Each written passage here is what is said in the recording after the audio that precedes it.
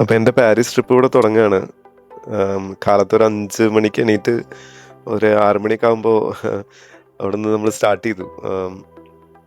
ആദ്യം ട്രാമിൽ കയറിയിട്ടാണ് പോണത്.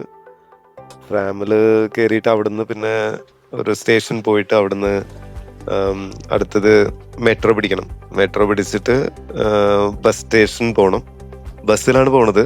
ബ്ലാബ്ലാ കാർ നിങ്ങൾ കേട്ടിട്ടുണ്ടാവും. ബ്ലാബ്ലാ കാർ നമ്മുടെ നാട്ടിലൊക്കെ ഉണ്ടല്ലോ.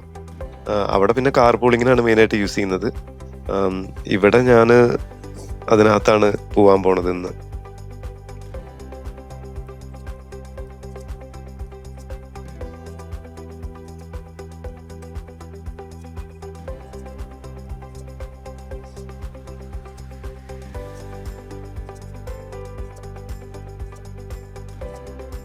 ആംസ്റ്റർഡാം സൗത്ത് എന്ന് പറഞ്ഞ ഒരു സ്റ്റേഷൻ ഒരു കോമൺ ആയിട്ടുള്ള സ്റ്റേഷനാണ്, മെയിൻ സ്റ്റേഷനാണ്.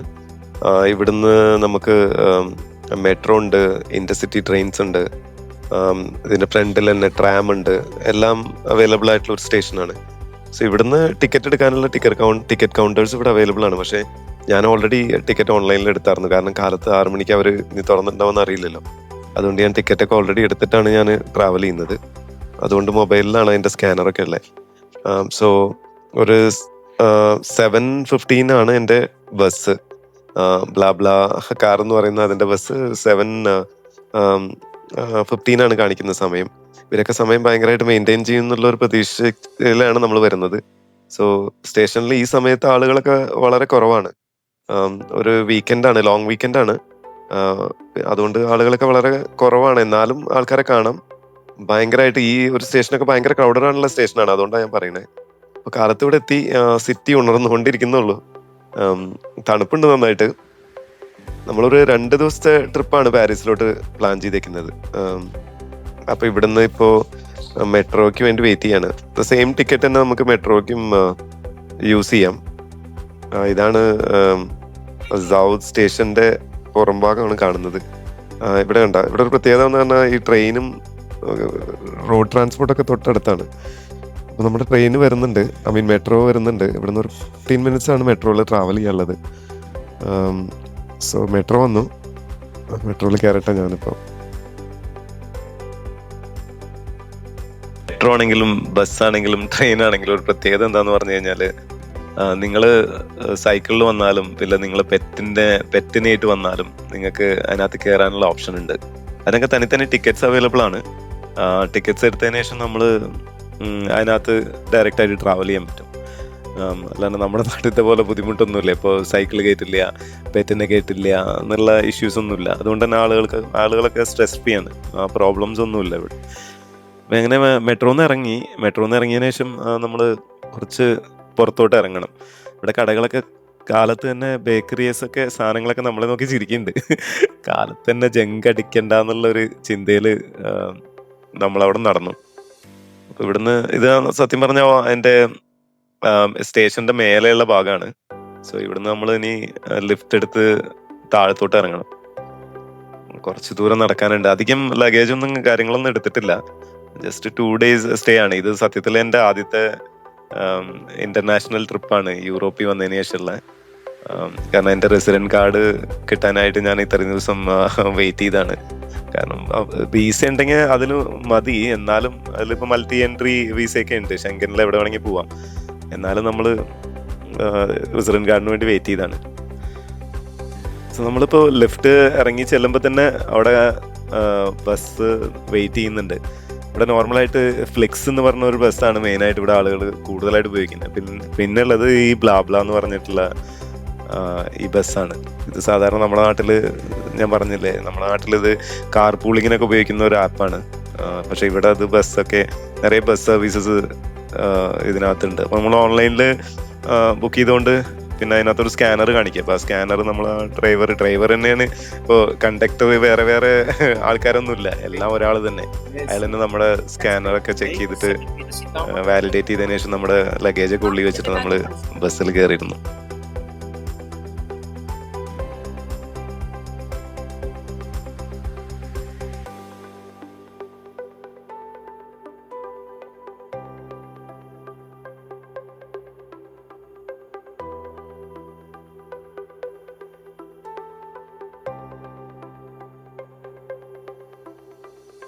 ഞാൻ പ്രതീക്ഷിച്ച പോലെ തന്നെ അവർ കറക്റ്റ് 7:15 ബസ് എടുത്തേ. നമ്മുടെ നാട്ടിലത്തെ പോലെ ഇനി ആരെങ്കിലും വരാനുണ്ടോ എന്ന് ഫോൺ ചെയ്ത് ചോദിക്കേ, ഒരു മിനിറ്റ് പോലും വെയിറ്റ് ചെയ്യില്ല അവർ. 7:15 എന്ന് പറഞ്ഞാൽ 7:16, ഒരു 1 മിനിറ്റ് പോലും വെയിറ്റ് ചെയ്യുന്നില്ല. അപ്പോൾ ഇത് ഭയങ്കര ഇമ്പോർട്ടൻ്റ് ആണ് ഇവിടെ യൂറോപ്പിൽ, അക്രോസ് യൂറോപ്പ്. നമ്മളിപ്പോൾ ബസ്സിലാണെങ്കിലും ട്രെയിനിലാണെങ്കിലും കാറിൽ എന്തിലാണെങ്കിലും സമയം ഭയങ്കരമായിട്ട് കീപ്പപ്പ് ചെയ്യുന്ന ആളുകളാണ്. സമയത്തിന് ഒരു ഭയങ്കരമായിട്ട് വില കൽപ്പിക്കുന്ന ആൾക്കാരാണ് ഇവിടെ ഉള്ള ആൾക്കാർ.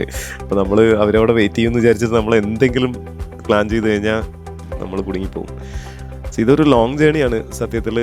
ഞാൻ നൈറ്റിൽ നാട്ടിലൊക്കെ ബസ്സിൽ, അത് ഭയങ്കര റെയറായിട്ട് ഞാൻ ബസ്സിൽ ട്രാവൽ ചെയ്യാറുള്ളൂ. എനിക്കത് ബസ് ട്രാവൽ ശരിയാവത്തില്ല കുറേ കാരണങ്ങളെ കൊണ്ട്. കാറിലൊക്കെ എത്ര നേരം വേണമെങ്കിൽ നമുക്ക്, അതും കാറിൽ ഓടിക്കാനിട്ടാ, സൈഡിലിരിക്കുന്ന പിന്നിലിരിക്കുന്നതൊക്കെ ഭയങ്കര ബുദ്ധിമുട്ടാണ്. അപ്പോൾ ആദ്യമായിട്ടാണ് ഇത്രയും ദൂരം ഞാൻ ബസ്സിൽ ട്രാവൽ ചെയ്യുന്നത്. പക്ഷെ അതൊരു സത്യം പറഞ്ഞാൽ ഇതുവരെ എൻ്റെ ജീവിതത്തിലൊരു ഡ്രീം ട്രാവലൊക്കെയാണ്. നമ്മളിപ്പോൾ ഇത് സത്യത്തിൽ പല കാര്യങ്ങളും നമ്മൾ ജീവിതത്തിൽ ആഗ്രഹിക്കും. അത് നടക്കുന്ന സമയത്ത് നമുക്ക് റിയലൈസ് ചെയ്യാൻ കുറച്ച് സമയം പിടിക്കും. ഞാൻ സന്തോഷ് ജോർജ് കൊളങ്ങര സാറിൻ്റെ വീഡിയോസും ഒക്കെ കാണുന്ന സമയത്ത് പുള്ളിക്കാരൻ ഒരു നാട്ടിൽ നിന്ന് വേറെ നാട്ടിലോട്ട്, യൂറോപ്പിലും US-ലൊക്കെ ഒരു നാട്ടിൽ നിന്ന് വേറെ നാട്ടിലോട്ട് പുള്ളി ബസ്സിലൊക്കെ ട്രാവൽ ചെയ്യുന്ന വീഡിയോസൊക്കെ ഞാൻ നിറയെ കണ്ടിട്ടുണ്ട്. ഇൻഫാക്ട് സന്തോഷ് ജോസ് കൊളങ്ങര സാറിനെ എനിക്ക് പേഴ്സണലായിട്ട് അറിയാം. പുള്ളിക്ക് എന്നെ ഇപ്പോൾ അറിയുമെന്ന് അറിയില്ല. പുള്ളിയാണ് എനിക്ക് ആദ്യമായിട്ട് ലേബർ ഇന്ത്യയിൽ ജോലി കിട്ടിയ സമയത്ത് എന്നെ ഇന്റർവ്യൂ എടുത്ത ആളാണ്. അപ്പോൾ അതുകൊണ്ട് പുള്ളിയുടെ വീഡിയോസ് കാണുമ്പോൾ എനിക്കൊരു ആ പേഴ്സണൽ കണക്ട് കൂടെ ഫീൽ ചെയ്യാറുണ്ട്. അപ്പോൾ ഞാൻ എന്താ വന്നതെന്ന് പറഞ്ഞാൽ, ഇത്രയും ദൂരമൊക്കെ ട്രാവൽ ചെയ്യുന്നത്, യൂറോപ്പിലൂടെ ഒരു കൺട്രിയിൽ നിന്ന് വേറെ രാജ്യത്തോട്ടൊക്കെ ട്രാവൽ ചെയ്യാനുള്ള ഒരു ഭാഗ്യം കിട്ടുക എന്ന് പറയുമ്പോൾ ഇതൊരു വലിയ കാര്യമാണ്. കാലത്ത് നേരത്തെ വീട്ടിൽ നിന്ന് ഇറങ്ങിയോണ്ടേ ഭക്ഷണമൊന്നും കഴിക്കാൻ പറ്റിയിട്ടില്ല. അപ്പം ഞാനൊരു എഗ് സാലഡ് വാങ്ങിയായിരുന്നു നൈറ്റ്. സോ അത് ഫ്രിഡ്ജിൽ വെച്ചിട്ട് കാലത്ത് വരുമ്പോൾ എടുത്തായിരുന്നു. അതാണ് ഇപ്പം ഇന്നത്തെ ബ്രേക്ക്ഫാസ്റ്റ്. പിന്നെ ഇവർ വണ്ടിയൊക്കെ എവിടെയൊക്കെയാണ് നിർത്തുക നമുക്കറിയില്ലല്ലോ. വണ്ടിക്കകത്ത് തന്നെ റെസ്റ്റ് റൂംസും കാര്യങ്ങളൊക്കെ ഉള്ളതുകൊണ്ട് കൂടുതൽ സ്ഥലങ്ങളിലൊന്നും നിർത്താൻ ചാൻസ് ഇല്ല. ഇത് കുറച്ച് ദൂരമുണ്ട് ആക്ച്വലി ഇവിടുന്ന് പാരീസിലോട്ട്.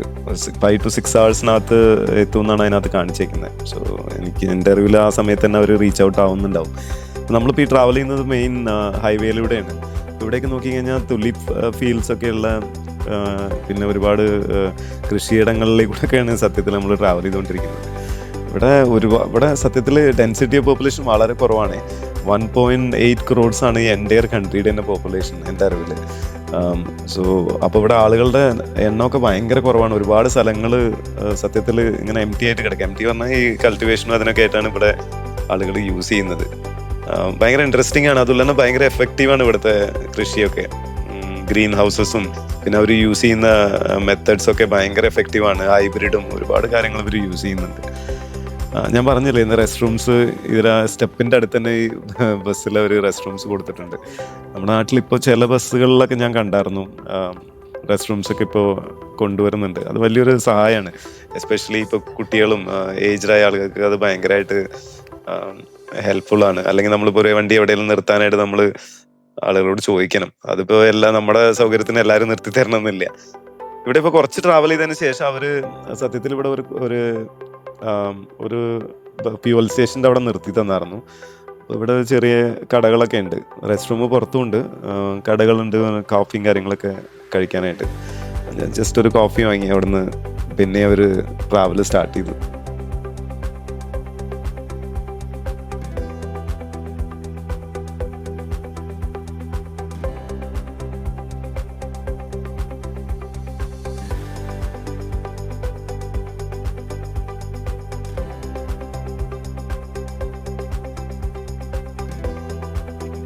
ഇപ്പൊ ഈ ട്രാവൽ ശരിക്കും ആംസ്റ്റർഡാമിൽ നിന്ന് നമ്മൾ പാരീസിലോട്ടാണ് പോകുന്നതെങ്കിലും ഇത് പോകുന്ന വഴിക്ക് ബെൽജിയം ക്രോസ് ചെയ്തിട്ടാണ് പോകുന്നത്.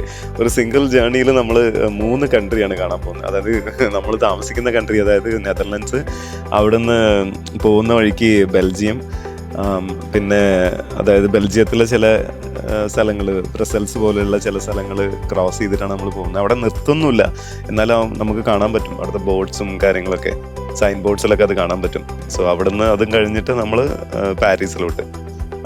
സോ 3 കൺട്രിയാണ്. പാരീസ് ഫ്രാൻസിന്റെ ഒരു ബോർഡറാണ് സത്യത്തിൽ. ഈ ബെൽജിയം കഴിഞ്ഞ വഴിക്കുള്ള ആദ്യത്തെ സ്ഥലമാണ് പാരീസ്. സോ പാരീസ് ഫ്രാൻസിന്റെ ക്യാപിറ്റൽ ആണെങ്കിലും അതൊരു ബോർഡറിലാണ് നിൽക്കുന്നത്.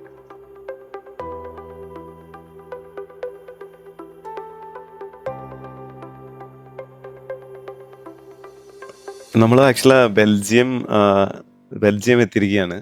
ഇപ്പൊ ബെൽജിയത്തിലെ ഏതോ ഒരു സിറ്റിയിലൂടെയാണ് നമ്മളിപ്പോ ട്രാവൽ ചെയ്തുകൊണ്ടിരിക്കുന്നത്. ഇത് കഴിഞ്ഞ വഴിക്ക് നമ്മൾ പാരീസിലോട്ട് കടക്കും. ഇവിടെ കുറച്ച് ചെറുതായിട്ട് ട്രാഫിക് ഒക്കെ ഉണ്ട്. പക്ഷെ നമ്മുടെ ബസ്സിന്റെ ലൈന് ഫ്രീ ആണ്. മറ്റുള്ള സൈഡിലുള്ള വെഹിക്കിൾസ് ഒക്കെ നിൽക്കുവാണെങ്കിലും ബസ്സിന്റെ ലൈൻ അവർ ഫ്രീ ആയിട്ട് വിട്ടിട്ടുണ്ട്. അത് പബ്ലിക് ട്രാൻസ്പോർട്ടിൽ പെടുന്നതുകൊണ്ടായിരിക്കും എന്ന് വിചാരിക്കുന്നു. അത് ബസ്സിന് അവർ ഫ്രീ ആയിട്ട് വിടുന്നുണ്ട്. അതുകൊണ്ട് നമുക്ക് ട്രാവൽ ചെയ്ത് വരാൻ പറ്റി. മറ്റേ വെഹിക്കിൾസ് ഒക്കെ സത്യത്തിൽ അവിടെ ഭയങ്കര സ്ലോ ഡൗൺ ചെയ്തിരിക്കുകയാണ് അവിടെ.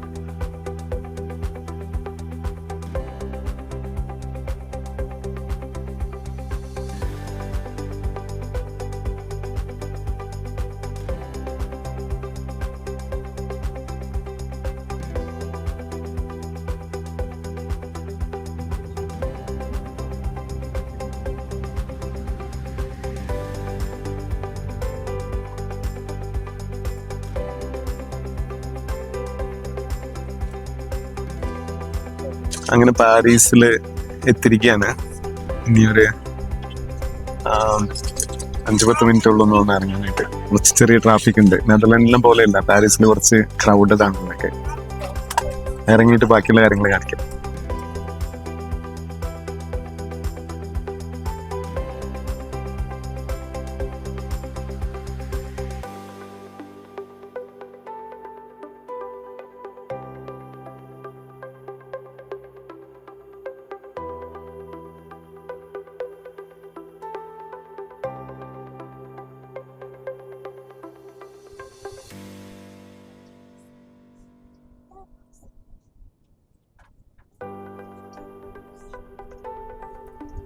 അങ്ങനെ ഒരുപാട് ആളുകളുടെ ഡ്രീം ലൊക്കേഷനായ പാരീസിനോട് വളരെ അടുത്തുകൊണ്ടിരിക്കുകയാണ്.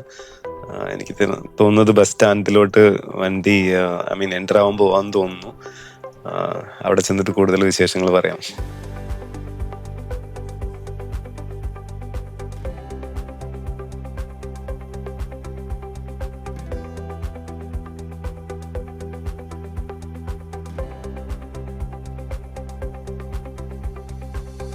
അങ്ങനെ പാരീസ് വന്ന് ഇറങ്ങി ലഗേജ് എടുക്കാൻ വേണ്ടി വെയിറ്റ് ചെയ്യാണ്.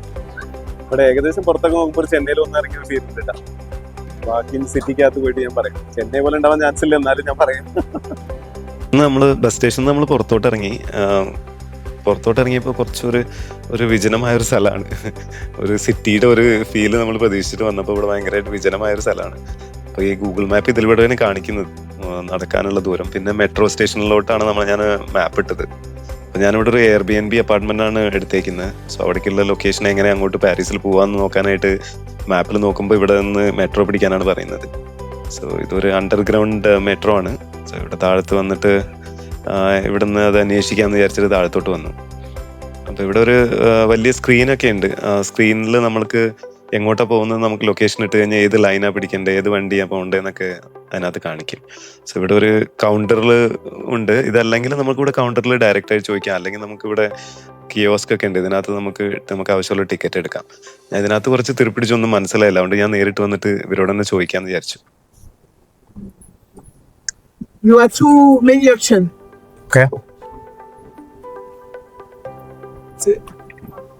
You can take the metro, line 6, then line 9, then the bus.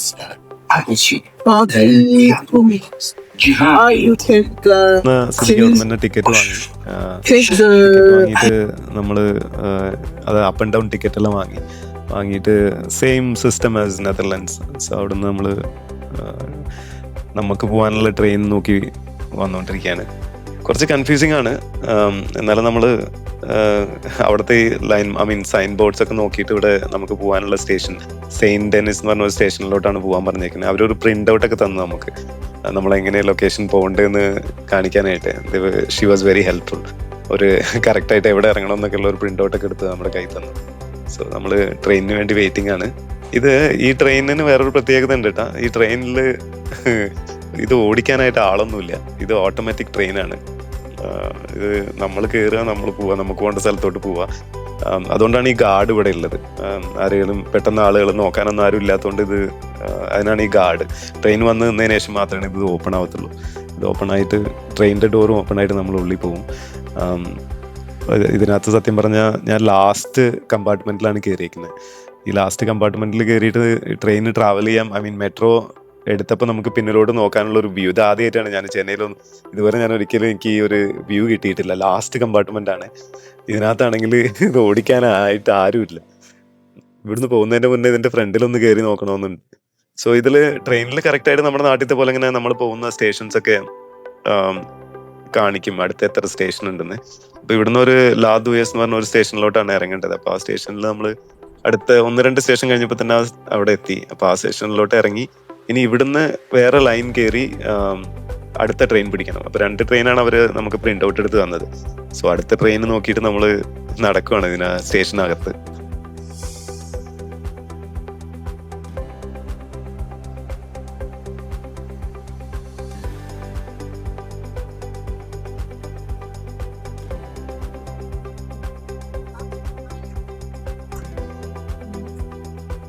സ്റ്റേഷന് അകത്തെത്തിയപ്പോൾ ഭയങ്കര കൺഫ്യൂസിങ് ആണ്. നമുക്ക് എവിടേക്കാ പോകേണ്ടെന്ന് ഒരു ഐഡിയ ഇല്ല. അപ്പോൾ അവിടെ ഒരു ലേഡീനെ കണ്ടപ്പോൾ അവരോട് ഞാൻ ചോദിച്ചു, കാരണം ഒരു ഐഡിയയും കിട്ടുന്നില്ല നമുക്ക് എങ്ങോട്ടാണ് പോകുന്നത്. ആകെ ഇടവഴികളാണ്, ഭയങ്കര നാരോ ആയിട്ടുള്ള ഒരു ഓപ്പൺ ആയിട്ടുള്ള ഒരു സ്പേസ് അല്ല, അണ്ടർഗ്രൗണ്ട് ആണ് ഫുള്ളായിട്ട്. നിറയെ സ്റ്റേഴ്സും റൈറ്റും ലെഫ്റ്റും ഒരു ഐഡിയയും കിട്ടുന്നില്ല. പിന്നെ ഇവിടെയുള്ള ആളുകൾക്ക് ഇംഗ്ലീഷ് സംസാരിക്കാനുള്ള ഭയങ്കരമായിട്ട് ബുദ്ധിമുട്ടുണ്ട്. ആളുകളെല്ലാം വളരെ റെയർ ആയിട്ടാണ് ഇംഗ്ലീഷ് സംസാരിക്കുന്ന ആൾക്കാരെ കാണുന്നത്. എല്ലാവരും ഫ്രഞ്ചാണ് സംസാരിക്കുന്നത്. സോ പക്ഷേ Xi was very helpful again. നമ്മളെ കൂടെ വന്നിട്ട് എനിക്ക് കറക്റ്റ് ആയിട്ടുള്ള വഴി കാണിച്ചു തന്നു. അടുത്ത വണ്ടി എങ്ങോട്ടാ ഐ മീൻ ഏത് ലൈനിലോട്ടാ പോകേണ്ടത്. ഭയങ്കര കൺഫ്യൂസിങ് ആയിരുന്നു. ഇംഗ്ലീഷിലല്ല എഴുതിയേക്കുന്നത്, ഫ്രഞ്ചിലാണ്. എന്നാലും ഓക്കെ, വായിക്കുന്നതിന് പ്രശ്നമില്ല. പക്ഷെ ഇംഗ്ലീഷിൻ്റെ ഇടയ്ക്കിടയ്ക്ക് ഇംഗ്ലീഷും ഉണ്ട്. പക്ഷെ നമുക്ക് ഈ ഫുള്ള് ഇടവഴികളും സ്റ്റേഴ്സും ഒക്കെ ആയതുകൊണ്ട് ഭയങ്കര കൺഫ്യൂസിങ് ആണ്. നെതർലൻഡ്സ് ഭയങ്കര ഓപ്പൺ ആയതുകൊണ്ട് നമുക്ക് ഈസിയാണ്. കാരണം നെതർലൻഡിൽ ഒരിക്കലും അണ്ടർഗ്രൗണ്ട് അല്ല മെട്രോ ഒന്നും. ഇവിടെ ഫുള്ളി അണ്ടർഗ്രൗണ്ട് ആണ്. കാണാം നമുക്ക് ആകെ റൈറ്റിലോട്ട് പോകുമ്പോൾ ലെഫ്റ്റിലോട്ട് ഒരു വഴി കാണും, റൈറ്റിലോട്ട് ഒരു വഴി. ഒരേ കൺഫ്യൂഷനാണ്. അത് ഏത് സ്ഥലത്ത് ചെന്നാലും ഇങ്ങനെയാണ്. ഇത് നമുക്കിപ്പോൾ ലൊക്കേഷൻ ഇട്ടിട്ടൊന്നും പോകാൻ പറ്റില്ല, ആരെങ്കിലും നമ്മളെ ഹെൽപ്പ് ചെയ്ത് തന്നെ പറ്റുള്ളൂ. അപ്പം അതുകൊണ്ട് she took time to come with us. അങ്ങനെ അത്രയും ദൂരത്തേക്ക് നമ്മളതിനെ കൊണ്ടുപോയിട്ട് കറക്റ്റായിട്ട് നമുക്ക് പോകാനുള്ള ആ ലൈനിൻ്റെ അവിടെ കൊണ്ടുപോയിട്ട് നമുക്ക് വഴി കാണിച്ചു തന്നു. സോ ഫ്രാൻസിലുള്ള ആളുകൾ വളരെ ഹെൽപ്ഫുൾ ആണെന്നുള്ളത് ഈ ഒരൊറ്റ ഇൻസിഡന്റ് നിന്ന് എനിക്ക് മനസ്സിലായി. അവര് ഫ്രഞ്ചാണോ വേറെ ഏത് കൺട്രി ആണെന്ന് അറിയില്ല, എന്നാലും she was able to help us. Correct ആയിട്ട് നമുക്ക് പറഞ്ഞു തന്നു, ഇതിലേ പോവാന്ന് പറഞ്ഞിട്ട് കറക്റ്റ് ആയിട്ട് പറഞ്ഞു തന്നു. സോ ഞാൻ താങ്ക്സ് പറഞ്ഞിട്ട് അവിടെ നിന്ന് പോകുന്നു ഞങ്ങള്. അപ്പൊ നമുക്ക് ഇനിയിപ്പോ മനസ്സിലായി ഇനിയിപ്പോ ഏത് ലൈനിലോട്ടാ പോകുന്നത്, ഏത് ട്രെയിനാ കയറേണ്ടതെന്ന് മനസ്സിലായി. അപ്പൊ അതുകൊണ്ട് അവരോട് താങ്ക്സ് പറഞ്ഞിട്ട് അവിടെ നിന്ന് നമ്മൾ പോകുന്നു.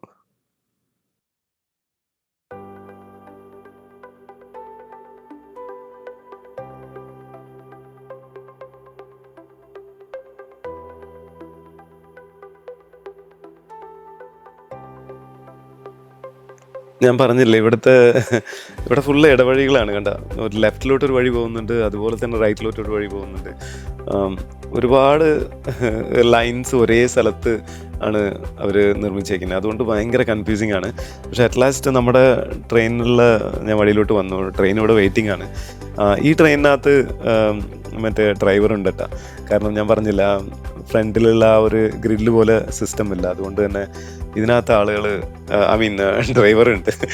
ഡ്രൈവർ ഇല്ലെങ്കിൽ ഒക്കെ യൂസ് ചെയ്തിട്ട് കറക്റ്റ് ആയിട്ടാണ് ഐ മീൻ ട്രാൻസ്പോർട്ടൊക്കെ പ്രോപ്പറാണ്. എന്നാലും നമുക്ക് ചെറിയൊരു പേടിയില്ലേ ഡ്രൈവർ ഇല്ലാത്ത വണ്ടിയിൽ പോകുമ്പോൾ, കാറാണെങ്കിലും ട്രെയിനാണെങ്കിലും. അപ്പോൾ ട്രെയിനകത്ത് ആളുണ്ട്. സോ കുറച്ച് ദൂരമുണ്ട് ഇവിടുന്ന് അടുത്ത സ്റ്റേഷനിലോട്ട്. ഒരു 6-7 സ്റ്റേഷൻ കഴിഞ്ഞാണ് നമുക്ക് പോകേണ്ടത്. കുറച്ച് സമയം ഈ ട്രെയിനകത്ത് തന്നെ ട്രാവൽ ചെയ്യണം. ഈ ട്രെയിൻ ഭയങ്കര ഫാസ്റ്റാണ്. ഇത് ഫാസ്റ്റ് ട്രെയിനൊന്നല്ല, എങ്കിലും മെട്രോ ആണെങ്കിൽ കൂടെ ഭയങ്കര ഫാസ്റ്റാണ്. ഓരോ സ്റ്റേഷനും 1 മിനിറ്റാണ് ഇവിടെ നിൽക്കുന്നത്. 1 മിനിറ്റ്, അതായത് 1 മിനിറ്റ് നിർത്തുമല്ലോ, സോറി, 1 മിനിറ്റിൽ ഒരു സ്റ്റേഷനിൽ നിന്ന് അടുത്ത സ്റ്റേഷനിലോട്ട് പോകും. ഭയങ്കര ഫാസ്റ്റായിട്ടാണ് ഈ ട്രെയിൻ പോകുന്നത്. ട്രെയിൻ കയറാനൊക്കെ നിങ്ങൾക്ക് സമയം കിട്ടും, പക്ഷേ കാരണം അത്ര തിരക്കൊന്നുമില്ല ട്രെയിനിൽ. മേ ബി ഈ സമയം ആയതുകൊണ്ടാണെന്ന് തോന്നുന്നു. പക്ഷെ ട്രെയിൻ ഭയങ്കര ഫാസ്റ്റാണ്. ഒരു സ്റ്റേഷനിൽ നിന്ന് ആളുകളെ ഇറക്കിയിട്ട് ആ ഡോർ അടച്ചിട്ട് വണ്ടി അത്ര സ്പീഡിൽ പോയിട്ട് അടുത്ത സ്റ്റേഷനിൽ നിർത്തും. അതായത് ഇപ്പോൾ ചെന്നൈയിലൊക്കെ ഞാൻ അവിടുത്തെ മറ്റേ ലോക്കൽ ട്രെയിനൊക്കെ കണ്ടിട്ടുണ്ട്. ഓരോ 2 മിനിറ്റിൽ ഒരു സ്റ്റേഷനിൽ നിന്ന് അടുത്ത സ്റ്റേഷനിലോട്ട് പോകും. പക്ഷെ ഇത്ര ഫാസ്റ്റ് അല്ല. ഇത് കുറച്ച് സ്കെയറിയാണ്. പിന്നെ ഇത് സത്യം പറഞ്ഞ ഇത് നമ്മളിപ്പോൾ നെതർലാൻഡിലെയും ട്രെയിൻസ് ഒന്നും ഇത്ര ഫാസ്റ്റ് അല്ല. ഐ മീൻ മെട്രോ ഒന്നും. അവിടുത്തെ ഇന്റർസിറ്റി ഒക്കെ നല്ല ഫാസ്റ്റ് ആട്ടോ. 200+ ഒക്കെ മൈൽസ് ഒക്കെ ഉണ്ട്. പക്ഷെ ഇത് ഭയങ്കര ഫാസ്റ്റ് ആണ്. അതുകൊണ്ട് തന്നെ പെട്ടെന്ന് എത്തി. നമുക്ക് ഇറങ്ങാണ്ട് ലാ ദുവൈസ് എന്ന് പറഞ്ഞ സ്റ്റേഷനിൽ നമുക്ക് ഇറങ്ങാനുള്ള സ്റ്റേഷനിലെത്തി. ഇനി ഇവിടുന്ന് പുറത്തോട്ട് നടക്കണം. പുറത്തോട്ട് നടന്നിട്ട് വേണം നമ്മുടെ എയർബിഎൻബി അപ്പാർട്ട്മെന്റിലോട്ട് എത്താൻ. നമ്മൾ സ്റ്റേഷനിൽ പുറത്തോട്ട് നടക്കുവാണ് ഇപ്പോൾ.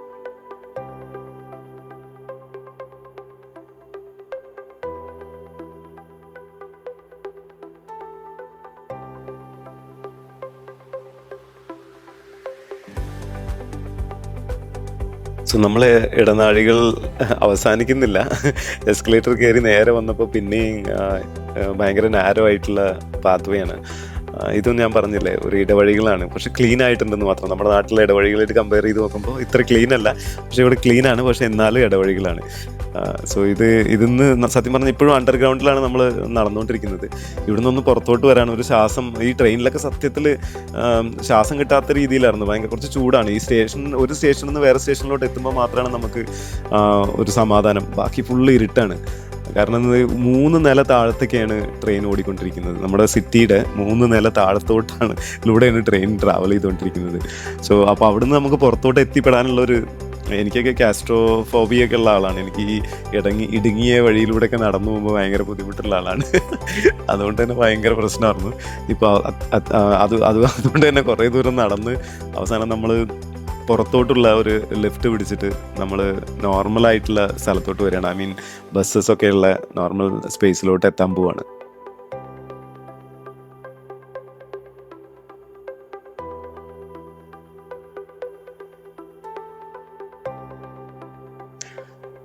അറ്റ് ലാസ്റ്റ് വിജയകരമായിട്ട് നമ്മൾ വെളിച്ചത്തിലേക്ക് എത്തിയിരിക്കുകയാണ്. ഇപ്പൊ റോഡിലോട്ട് വന്നു. ഇപ്പൊ ഇവിടുന്ന് ഇപ്പോൾ ഗൂഗിൾ മാപ്പ് പറയുന്നത് കുറച്ച് ദൂരം നടക്കണം, എന്നിട്ടൊരു ബസ് പിടിക്കണം എന്നൊക്കെയാണ് ഗൂഗിൾ മാപ്പ് പറയുന്നത്. ഇവിടെയാണ് എനിക്ക് വലിയൊരു പണി കിട്ടിയത്. നമ്മൾ എയർബിഎൻബിയിൽ എപ്പോഴും ബുക്ക് ചെയ്യുന്ന സമയത്ത് നമ്മൾ ബുക്ക് ചെയ്യുമ്പോൾ അതിനകത്തൊരു ലൊക്കേഷൻ കാണിക്കും. സോ ആ ഒരു ലൊക്കേഷൻ നമ്മൾ വിശ്വസിച്ച് പോയി കഴിഞ്ഞാൽ, അതും ഇങ്ങനത്തെ രാജ്യങ്ങളിലൊക്കെ, നമുക്ക് ഭാഷ അറിയാത്ത രാജ്യങ്ങളിലൊക്കെ, ഇപ്പോൾ ഇംഗ്ലീഷ് സംസാരിക്കാമെന്ന് വിചാരിച്ചു കഴിഞ്ഞാൽ ഇവിടെയുള്ള ആളുകൾക്കൊന്നും ഇംഗ്ലീഷ് പറയാൻ പറ്റുന്നില്ല. ആരും ഇംഗ്ലീഷ് പറയുന്നില്ല. അത് പർപ്പസ്ഫുള്ളായിട്ട് അവർക്ക് ഇംഗ്ലീഷ് സംസാരിക്കാൻ താല്പര്യമില്ലാത്തതുകൊണ്ടാണെന്ന് അറിയില്ല. ചില ആളുകളില്ല. ഇപ്പം നമ്മുടെ തമിഴ്നാട്ടിൽ ഹിന്ദി സംസാരിക്കരുത്, ഇഷ്ടമല്ലാത്ത പോലെ, അതുപോലെയാണോ എന്ന് അറിയില്ല. ഇവിടെ ആളുകൾക്ക് ഭയങ്കര ബുദ്ധിമുട്ട്, ആരും ഇംഗ്ലീഷ് സംസാരിക്കുന്നില്ല. അപ്പോൾ ഈ എയർബിഎൻബി ഞാൻ ബുക്ക് ചെയ്ത സമയത്ത് അവരെയൊന്ന് കോൺടാക്ട് ചെയ്തിട്ട് കറക്റ്റ് ലൊക്കേഷൻ വാങ്ങുകയായിരുന്നെങ്കിൽ എനിക്കൊരു 1.5 hours എൻ്റെ കുറേ സമയം മാത്രമല്ല, എൻ്റെ എനർജിയൊക്കെ സേവ് ചെയ്യാറുണ്ട്. ഓൾറെഡി ആ 6 hours ട്രാവൽ ചെയ്തിട്ട് പിന്നെ മെട്രോക്കകത്ത് കയറി, എന്നിട്ട് നമ്മൾ സത്യത്തിൽ ഞാനിപ്പോൾ ഈ മെട്രോന്ന് പുറത്തിറങ്ങി എൻ്റെ തൊട്ടടുത്തായിരുന്നു എൻ്റെ അപ്പാർട്ട്മെൻറ്റ്. ഇതറിയാണ്ട് ഞാൻ ആ ഗൂഗിൾ മാപ്പിൽ കാണിച്ച, എയർബിഎൻബിയുടെ വെബ്സൈറ്റിൽ കാണിച്ച ലൊക്കേഷൻ നോക്കി ഇതിലെ നടന്ന് ഒരു കുറേ ദൂരം നടന്ന് കാരണം നമ്മളിവിടെ വരുമ്പോഴുള്ള മെയിൻ ചാലഞ്ചസ് എന്ന് പറഞ്ഞാൽ, നമ്മുടെ ഇഷ്ടത്തിന് നമ്മുടെ അടുത്ത പോലെ ഊബർ വിളിക്കാനോ ഒന്നും നമുക്ക് പറ്റില്ല. കാരണം നമ്മുടെ അടുത്ത് ആ ആപ്പും കാര്യങ്ങളൊന്നും ഉണ്ടാവില്ല. നമ്മൾ ചുമ്മാ കൈ കാണിച്ചാലൊന്നും, ഇവിടെ എല്ലാം ഓട്ടോമേറ്റഡ് ആണ്. നമുക്കിങ്ങനെ ഇഷ്ടത്തിനൊന്നും പോകാൻ പറ്റില്ല. സോ നമ്മളങ്ങനെ നടന്നിട്ട് ഇതിനകത്ത് മാപ്പിൽ കാണിച്ച ഒരു ലൊക്കേഷനിലോട്ട് എത്തി. അവിടെ ഒരു ബസ് സ്റ്റാൻഡാണ്. ആ ബസ് സ്റ്റാൻഡിൽ നമ്മൾ നിന്നിട്ട് അവിടുന്ന് ഒരു ബസ് കയറണമെന്നാണ് ആ ലൊക്കേഷൻ സത്യത്തിൽ കാണിക്കുന്നത്. സോ എനിക്കിതിൻ്റെ ഇപ്പം ഈ വീഡിയോയിൽ കാണുന്ന ആ ബിൽഡിങ്ങിൻ്റെ പിറകുവശത്താണ് സത്യത്തിൽ എനിക്ക് താമസിക്കേണ്ട അപ്പാർട്ട്മെന്റ്. ഇത് അറിയാണ്ട് ഇവിടെ നിന്ന് വേറൊരു ബസ് പിടിച്ച് നമ്മൾ വേറെ ലൊക്കേഷനിലോട്ട്, അതിവിടെ ഒരു 10 മിനിറ്റോളം നമ്മൾ വെയിറ്റ് ചെയ്തിട്ട് അതിനുശേഷം ഒരു ബസ് വന്നു. അപ്പോൾ ആ ബസ്സിലേക്ക് നമ്മൾ ടിക്കറ്റ് ഓൾറെഡി എടുത്തിട്ടില്ല. അതിന് പകരമായിട്ട് നമ്മളൊന്ന് ടാപ്പിംഗ് ഓപ്ഷൻ ഉണ്ടല്ലോ, നമ്മുടെ ക്രെഡിറ്റ് കാർഡ് ഇപ്പോൾ ഇൻ്റർനാഷണൽ ട്രാൻസാക്ഷൻസിൽ അതിൽ ടാപ്പിംഗ് ഓപ്ഷൻ ഉള്ളതുകൊണ്ട് ആ ടാപ്പിംഗ് ഓപ്ഷൻ ഉപയോഗിച്ചിട്ടാണ് നമ്മൾ ട്രാവൽ ചെയ്യുക. അതിപ്പോൾ നെതർലാൻഡ്സിലും എല്ലായിടത്തും നമുക്ക് അങ്ങനെ ട്രാവൽ ചെയ്യാം. അപ്പോൾ അങ്ങനെ ബസ് വന്നു. ബസ്സിൽ കയറി ആ ബസ്സിലെ ഡ്രൈവറോട് ലൊക്കേഷൻ ചോദിച്ചു. അപ്പോൾ അയാൾ ഓക്കെ ഒരു 3 സ്റ്റോപ്പോ 4 സ്റ്റോപ്പോ കാണിച്ചു. ഈ ഗൂഗിൾ മാപ്പിൽ തന്നെ പബ്ലിക് ട്രാൻസ്പോർട്ട് ഓപ്ഷനിൽ പോയി കഴിഞ്ഞാൽ അതിനകത്ത് കാണിക്കുന്നുണ്ട് ഏത് സ്റ്റോപ്പിലാണ് നമ്മൾ ഇറങ്ങേണ്ടതെന്ന്. അങ്ങനെ ആ സ്റ്റോപ്പിൽ ഇറങ്ങാനായിട്ട് നമ്മൾ ബസ്സിൽ ട്രാവൽ ചെയ്തുകൊണ്ടിരിക്കുകയാണ്. സത്യത്തിൽ ഈ ട്രാവൽ ആവശ്യമില്ലാത്ത ട്രാവലായിരുന്നു. നമുക്ക് അവിടെ തന്നെ നടക്കാവുന്ന ദൂരമുള്ളൂ. അതിനി പറഞ്ഞിട്ട് കാര്യമില്ല. പക്ഷെ ഞാൻ നിങ്ങളോടൊക്കെ പറയാനുള്ള കാര്യം പറഞ്ഞാൽ, നിങ്ങൾ എപ്പോഴേലും എയർബിഎൻബിയിൽ ബുക്ക് ചെയ്യുകയാണെങ്കിൽ, ഇപ്പോൾ പുറം രാജ്യത്തൊക്കെ ആണെങ്കിൽ, നമ്മുടെ നാട്ടിലാണെങ്കിൽ കുഴപ്പമില്ല, പ്രശ്നമൊന്നുമില്ല. പക്ഷേ നമ്മൾ പ്രോപ്പറായിട്ട് ആ ലൊക്കേഷൻ വാങ്ങിക്കഴിഞ്ഞാൽ ഇഷ്യൂസ് ഒന്നും ഉണ്ടാവില്ല. അവസാനം ഗൂഗിൾ മാപ്പിൽ കാണിച്ച ആ ഒരു സ്റ്റേഷനിൽ ബസ്സിൽ നിന്ന് ഇറങ്ങി. ഇതിപ്പോൾ ഇത് കഴിഞ്ഞിട്ട് ഞാൻ വീഡിയോയിൽ വോയിസ് ഓവർ ചെയ്യുന്നതുകൊണ്ടാണ് എനിക്കിത് പറയാൻ പറ്റുന്നത്. അപ്പോൾ നമ്മൾ എന്നിട്ട് അവിടെ ഇറങ്ങിയിട്ട് അവിടുന്ന് കുറച്ച് ദൂരം നടന്നു. കുറച്ച് ദൂരം നടന്നിട്ട് അവിടെയുള്ള കടകളിലും കാര്യങ്ങളൊക്കെ നമ്മൾ ഈ ലൊക്കേഷൻ കാണിച്ചു. അവിടെ ആരോട് ചോദിച്ചാലും അവർക്ക് ഈ ലൊക്കേഷൻ അറിയില്ല. അവർ പറയുന്നു റൈറ്റിലോട്ട് പോകാൻ, ഒരാൾ റൈറ്റിലോട്ട് പോകാൻ, ഒരാൾ ലെഫ്റ്റിലോട്ട് പോകാൻ പറയുന്നു, ഒരാൾ വേറെ ബസ് പിടിക്കാൻ പറയുന്നു, ഒരുപാട് ടാക്സി പിടിക്കാൻ പറയുന്നു. ഇവിടെ കിടന്ന് കറങ്ങി നമ്മൾ അയ്യോ ഇനിയിപ്പോൾ ഫ്രാൻസിന്റെ തെരുവിൽ കിടന്നുറങ്ങേണ്ടി വരുമെന്നുള്ളൊരു മൈൻഡ് വരയ്ക്ക് എത്തി. വേറെ വഴിയില്ലാന്ന് ഇനി പുതിയ ഹോട്ടലൊക്കെ എന്തെങ്കിലും ബുക്ക് ചെയ്താലോ എന്നുള്ള വരയ്ക്കും നമ്മൾ മൈൻഡ് പോയി. കാരണം സത്യത്തിൽ ഞാനത് ചെയ്യാണ്ടിരുന്നതിന്റെ കാരണം ഞാൻ ഓൾറെഡി പേയ്മെന്റ് ചെയ്തിട്ടുണ്ട്, 2 ദിവസത്തേക്കുള്ള പേയ്മെന്റ് ചെയ്തിട്ടുണ്ട്. ഇപ്പം ഇവിടെ എയർ ബി എൻ ബിയിൽ ഞാൻ ഒരു കംപ്ലീറ്റ് അപ്പാർട്ട്മെന്റ് എടുക്കാനായിട്ട് എനിക്ക് ഓൾമോസ്റ്റ് ഒരു 12,000 ആണ്. അപ്പോൾ ഒരു 6,000 റുപ്പീസ് നമ്മുടെ പൈസയാണ് എനിക്ക് അയക്കുന്നത്. അപ്പോൾ അതുകൊണ്ട് അത് ഓൾറെഡി ഞാൻ പേ ചെയ്തതുകൊണ്ടാണ് ഞാൻ പിന്നെയും വേറൊരു ഹോട്ടലിലോട്ട് പോവാത്തത്. പിന്നെ ഈ ലാസ്റ്റ് മിനിറ്റിൽ ഞാൻ പോയി ഹോട്ടൽ ബുക്ക് ചെയ്യാൻ പോയി കഴിഞ്ഞാൽ അറിയാലോ അതിന്റെ കോസ്റ്റ് കൂടുതലായിരിക്കും. അങ്ങനെ ഞങ്ങൾ പിന്നെ ഞാൻ ചെയ്ത കാര്യം പറഞ്ഞ ഈ എയർ ബി എൻ ബി ഹോസ്റ്റിന് ആ page Airbnb പോയിട്ട് ഒരു മെസ്സേജ് അയച്ചു, ഞങ്ങൾ we are finding it difficult to locate your location, അവൻ്റെ ലൊക്കേഷൻ അയച്ചു തരാൻ പറഞ്ഞിട്ട്. അങ്ങനെ ആ പുള്ളിക്കാരൻ എനിക്ക് ഉടനെ തന്നെ പുള്ളിക്കാരിയോ ലൊക്കേഷൻ അയച്ചു തന്നു. ആ ലൊക്കേഷൻ നോക്കുമ്പോൾ അവിടുന്ന് പിന്നെയും ബസ് കയറി ഇതേ നമ്മൾ എവിടെയാണോ സ്റ്റാർട്ട് ചെയ്ത് അവിടേക്ക് തന്നെ വന്നു. അവിടെ വന്നിട്ട് പിന്നെ അവിടുന്ന് നടത്തമാണ്. എനിക്ക് അവിടുന്ന് ഒരുപാട് ദൂരം, അതായത് ഒരു മല കയറുന്ന പോലെ പടികളായിട്ട് ഒരുപാട് പടികൾ കയറിയിട്ടാണ് ഈ ലൊക്കേഷൻ കാണിക്കുന്നത്. സത്യത്തിൽ നമ്മൾ വളഞ്ഞു തിരിഞ്ഞാണ് വരുന്നത്, ഇതല്ല ഇതിന്റെ കറക്റ്റ് ആയിട്ടുള്ള ലൊക്കേഷൻ. ഇത് വളരെ പ്രോപ്പറായിട്ട് ഒരു 6 മിനിറ്റ്സ് വാക്കുള്ളൂ അവിടുന്ന്. അങ്ങനെ നമ്മൾ ഇവിടെ നടന്ന് പെട്ടിയൊക്കെ എടുത്തിട്ട് ഭയങ്കര ബുദ്ധിമുട്ടിട്ടാണ് ഇവിടെ എത്തിയത്.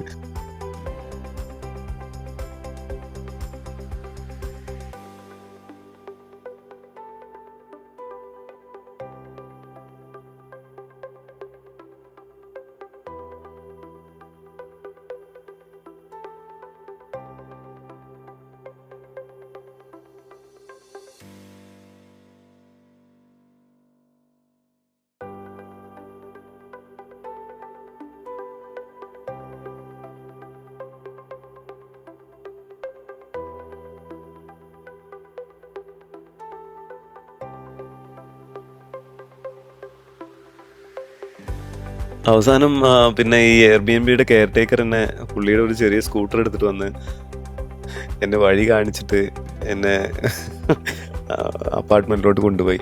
സോ ഇവിടെ എത്തിയതിന് ശേഷമാണ് മനസ്സിലാവുന്നത് ഇത് വളരെ അടുത്താണ്, ഇത് നമ്മുടെ സ്റ്റേഷനിൽ നിന്ന് വരുമ്പോൾ വളരെ അടുത്താണ്.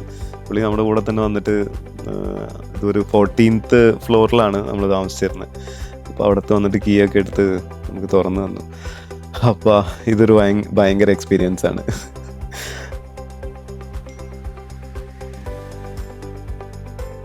അങ്ങനെ ഒരു ഓൾമോസ്റ്റ് 2 hours കറങ്ങി തിരിഞ്ഞിട്ട് ഈ റൂമിലെത്തിയൊക്കെയാണ്. ഇത് എയർ ബി എൻ ബി ഒരു എൻ്റയർ അപ്പാർട്ട്മെന്റ് ആണ്. ഭഗവാനെ, ലൊക്കേഷൻ കണ്ടുപിടിക്കാൻ ഭയങ്കര കഷ്ടപ്പെട്ടെ. ഞാൻ വീട് അങ്ങനെ ഒന്ന് കാണിച്ചു തരാം. ഇത് 14th ഫ്ലോറിലുള്ളത്. ഇതിവിടെ സിറ്റിംഗ് ഏരിയ ഒക്കെയാണ്.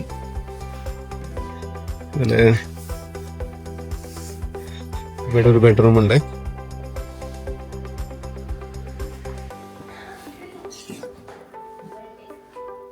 ഇവിടെ ഇതിനകത്ത് വേറൊരു ബെഡ്റൂം ഉണ്ട്. ഒരു എലിവേറ്റഡ് ബെഡാണ്.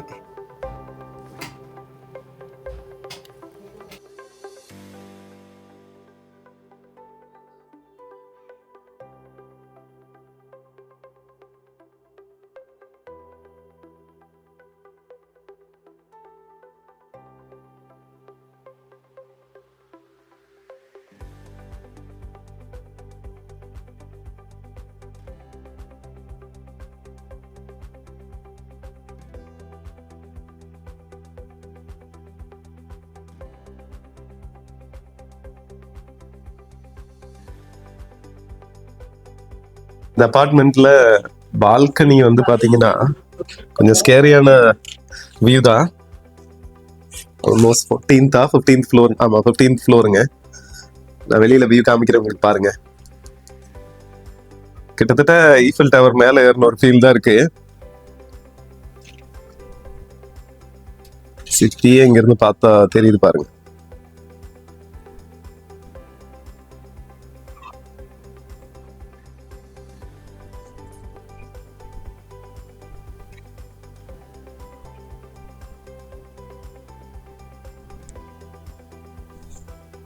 இந்த பால்கனில ரொம்ப நேரம் நிற்க முடியாது. I'm not use to this apartment life. So அதனால எனக்கு கொஞ்சம் ஸ்கேரியாக தான் இருக்கும்.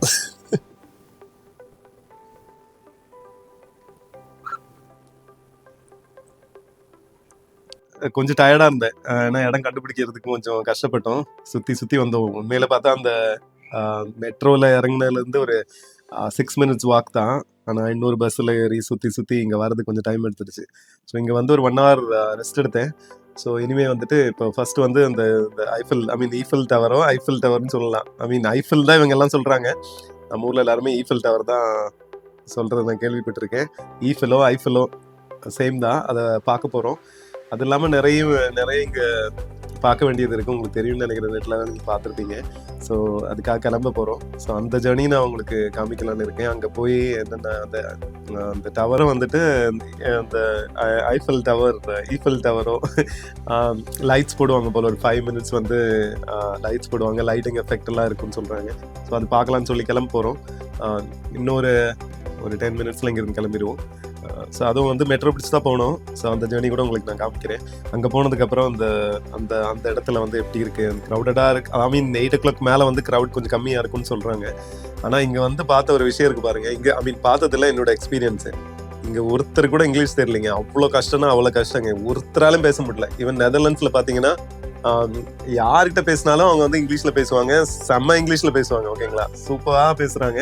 ஆனா இங்க வந்து ஒருத்தருக்கும் ஒரு வார்த்தை கூட தெரியல. ரொம்ப ரொம்ப கஷ்டம். இங்க வந்து ஏர்பிஎன்பி ஹோஸ்ட் இருக்காங்க இல்லையா, அவங்களே வந்து எங்கிட்ட பேசுறதுக்கு என்ன பண்றாங்கன்னா டெக்ஸ்ட் பண்ணிட்டு இருக்காங்க. அதாவது நான் கால் பண்ணா அவங்க வந்துட்டு இல்ல லெட்ஸ் டூ டெக்ஸ்டிங் தான். என்ன காரணம்னா அவங்க வந்து டெக்ஸ்ட் வந்து டிரான்ஸ்லேட்டர்ல போட்டு எனக்கு திருப்பி அனுப்பிச்சிட்டு இருக்காங்க. நான் அனுப்புறது அவங்க திருப்பி அனுப்பிச்சிட்டு இருக்காங்க. ஸோ ரொம்ப ரொம்ப கஷ்டம். பாரிஸ் வரதா இருந்தா டிரான்ஸ்லேட்டர் கண்டிப்பா எடுத்துருவாங்க. I did not expect this. ரொம்ப ரொம்ப கஷ்டமா இருக்கு இங்க கம்யூனிகேட் பண்றதுக்கு. பஸ்ல ஏறினாலும் சரி, யார்கிட்ட வழி கேட்டாலும் சரி, ஒருத்தர் கூட தெரியலைங்க. பசங்களா இருக்கட்டும், யங்கான ஆளுங்களா இருக்கட்டும், ஏஜ்டான ஆளுங்களா இருக்கட்டும், ஒருத்தர் கூட பேச தெரியல. ரொம்ப ரொம்ப கஷ்டமா இருக்கு. So this is the biggest challenge that I've experienced so far in France. சைனாவோட மோசமா இருக்குங்க. எல்லாருமே பிரெஞ்சு தான் பேசுறாங்க. I'm not blaming it, but so இந்த மாதிரி ஒரு கண்ட்ரியில் ஆளுங்களுக்கு இங்கிலீஷ் தெரியலங்கிறது என்னால் நம்பவே முடியலைங்க. ஸோ சென்னையில் வந்தால் கூட பீப்புள் கேன் டாக் பெட்டர்னு நினைக்கிறேன். People in the sense, so அங்கே இருக்கிற காமன் பீப்புள் இருக்காங்களே, ஈவன் ரிக்ஷா டிரைவராக இருக்கட்டும், ஆட்டோ டிரைவராக இருக்கட்டும், டாக்ஸி டிரைவராக இருக்கட்டும், அவங்களால வந்து at least they can guide you through. இங்கே இருக்கிறவங்க வந்து அவங்க வந்து அப்படி நீங்கள் என்ன இங்கிலீஷில் கேட்டாலும் அதுக்கு பதில் வந்து இந்த ஃப்ரெஞ்சிலே பேசுகிறாங்க. ஸோ நம்ம வந்துட்டு செகண்ட் லாங்குவேஜ் ஹிந்தி கற்றுருக்கோம். அது வந்து பதிலாக ஃப்ரெஞ்சு கற்றுக்கிட்டு இருக்கணும்னு நினைக்கிறேன். ரொம்ப ரொம்ப கஷ்டங்க இங்கே வர்றதுக்கு. இது வந்து keep this in mind. One of the very important விஷயம். இங்கே வந்து இங்கிலீஷ் பேசலாம், இங்கிலீஷில் சமாளிக்கலாம்னு சொல்லலாம் இங்கே வந்துடாதீங்க. நீங்கள் கண்டிப்பாக மாட்டுவீங்க. நீங்கள் வந்து டிரான்ஸ்லேட்டர் வச்சு தாங்க இவங்ககிட்ட எல்லாம் பேசணும். சரிங்க, அங்கே போயினதுக்கப்புறம் நான் வந்து அப்புறமா மீதி இன்ஃபர்மேஷன்லாம் அங்கேருந்து தரேன். So I'll see you at Eiffel or Eiffel Tower.